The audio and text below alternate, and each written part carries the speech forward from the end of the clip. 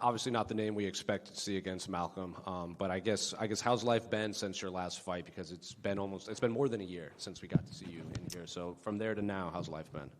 I had some tough setbacks this year. Couple injuries that took me out of a fight earlier in the year, and then it just been like back-to-back bad luck. I'm just grateful to be back on this card, and I actually asked for this fight. The UFC were looking to match me up.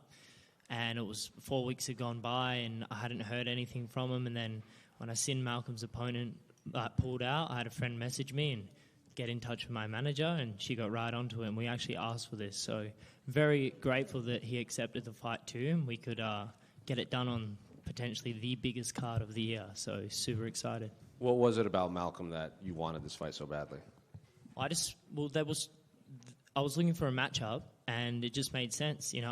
I'm here to fight anyone. I want to fight all the bantamweights. I want to prove to them that I'm the best. And I feel like he's probably a guy that they struggle to match up to because, he's on 3 back-to-back first-round KOs. I mean, scary dude, right? Not many people probably putting their hand up to fight him. So when I seen the opportunity, I said, fuck it, I'll fight him, So just got in touch, and that was it. Is this kind of best case scenario for you? Because I know fighting Topuria in Australia would probably be a big deal, but to come fight another guy with all this hype in the biggest arena in the world has got to be best case for you, right? Yeah, I think so, 100%. He's more. We've only seen Topuria in there once. He's a good fighter as well, but Malcolm, he's been more impressive, I feel. So this is a tougher fight, I feel, than Topuria, and I'm excited for that. And what do you make of his skill set in there? Because like you said, we've seen him do the same thing to 2 opponents, so we don't really, in the UFC at least, we don't really know what else he can bring. So what do you make of his skill set? Yeah, super powerful, very skilled, crafty fighter on the feet. You haven't seen him really in many grappling exchanges yet. But yeah, he's a great fighter. I think he's a phenomenal fighter. And that's why I want to fight him, because I want to fight the best. And I think a lot of people, when they hear short notice fight, they think you're just getting off the couch. But, your teammate just had a big win last month. So I guess how active were you in, preparing him that this was kind of a smooth transition into a fight camp? Yeah, this isn't short notice at all. I wouldn't have asked for it if it was short notice. If I was on the couch, I wouldn't have been like, hey, I'll fight that guy in 4 weeks. Probably wouldn't have been ready, So, I try to be, if I don't have an injury or anything like that, me and, like you said, my training partner, Quillen Salkild, we are always in the gym training year-round and ready to take opportunities like this. Like you said at the start, it's been a year since my last fight. I needed to get a fight in before the end of the year because I've just kind of fallen off, and I need to come back with a bang and show everyone what I'm capable of. And, hopefully I can get the job done. And after Saturday night, people will know who I am as well. And then just last one for me, I think I know your answer, but can I get your thoughts on the main event between Jack and Islam? I said it before, I'm biased because I'm obviously Perth dude. However, even if I wasn't, I still pick Jack. I think that he's going to KO Islam as much as Islam. He's a phenomenal fighter too, but I think that welterweight's a big jump up, 15 pounds compared to lightweight. And Jack, he's great at that weight. You've seen him in the performance against Bilal. Bilal, heavy wrestler, couldn't really get him down, do much, And then Jack's a guy that can finish you even when he's tired. His conditioning's phenomenal. He's got a chin. He won't be, Islam might get him down a couple of times, but I don't think he'll be able to hold him down, in my opinion. And then I think as the fight goes on, he starts to slow down, and Jack still carries that power through in the 4th, 5th round and probably finishes him then. Cody, to your left.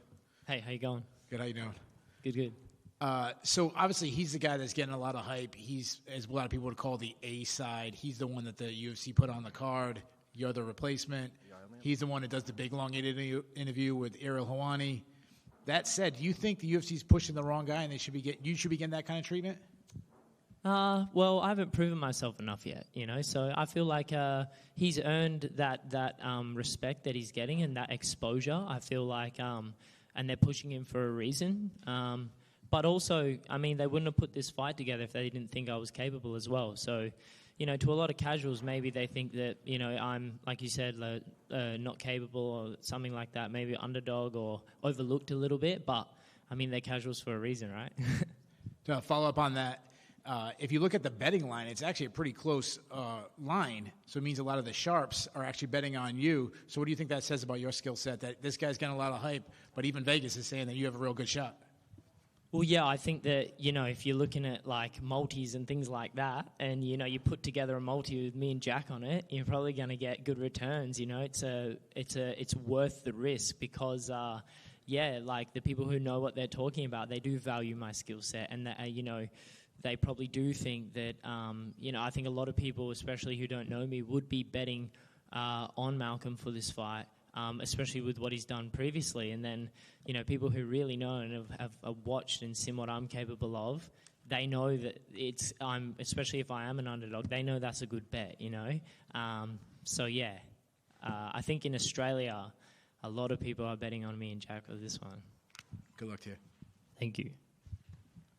Cody back here. Yo. You recently mentioned staying within reach of your weight class to make opportunities like this a little bit more feasible. So how important is it for you to kind of stay within the range of the weight and stuff like that so that opportunities like this are a little bit easier for you to take? Well, I just think if you're a professional athlete, there should be no excuse, you know? Are you a professional or are you, like, just doing it for fun? Like, if you consider yourself a professional athlete, you look at any other sport, they play most weekends, right? So you have to keep your body in shape year-round, I feel, you know? And if you blow up too much, like, well, you're an idiot. Why are you doing that, you know? Like, if you need, like, 3-4 months to, like, lose the weight, it's like you're probably in the wrong weight class, I reckon, or you're not disciplined enough. It's just when guys struggle with the weight, I see as a lack of discipline, to be honest. Now, between you and Malcolm, there's 18 victories, 11 by knockout. How confident are you that with your high finishing rate as well, you could be the first one to defeat Malcolm Wellmaker? Yeah, obviously super confident. Otherwise, I wouldn't be here, you know. Like I said, it's a tough fight, really tough fight. And I think I've seen a few people posting that this is like low-key going to be the biggest banger on the card. And I feel the same way. I know that he said similar things in interviews and stuff like that. And, yeah, I feel like it's a win-win for both of us. It's going to be fireworks from the start to the end, you know. If you watched any of my fights, if any of you have watched any of my fights, there's not been a boring one yet, and I promise I will never be in a boring fight.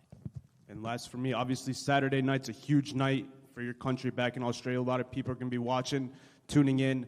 How special is it to have the opportunity to kick off this night? You know, they're going to be watching your fight first, and then, of course, Jack's fight. So how special is that to kind of have the opportunity to lead the way, spark the night, if you will?